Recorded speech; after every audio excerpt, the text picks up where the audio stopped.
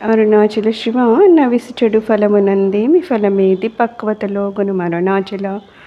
స్వామి, ఏదన్నా పండు తిందాము తిందాము తిందాము నుంచేమనుకో, అది ఇంకా ఇంకా ఇంకా పండుతాదిలే అనుకుంటే మొత్తానికి అది కుళ్ళిపోతుంది. అలాగా నువ్వు కూడా ఏదో నేను జ్ఞానంతో ఇంకా పక్వానికి వస్తానులే అని చూస్తూ చూస్తూ ఊరుకొని నన్ను నీ దరికి చేరుకోనివ్వకుండా చేస్తున్నావు అనుకో, ఏమైపోతుంది?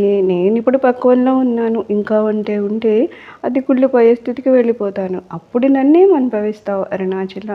దయచేసి ఇప్పుడే నన్ను అనుభవించండి, ఇప్పుడే నా దరికి మీరు చేరండి, నన్ను మీ పాదాల చెంతకి చేరనివ్వండి.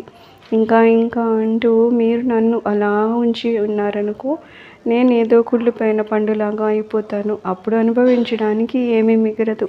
కాబట్టి స్వామి, ఇంకా ఇంకా అంటూ ఆలస్యం చేయొద్దు. దయచేసి ఇప్పుడే నన్ను అనుభవించండి, ఇప్పుడే నన్ను మీ దరికి చేర్చుకోండి అరుణాచల అని అడుగుతున్నారు.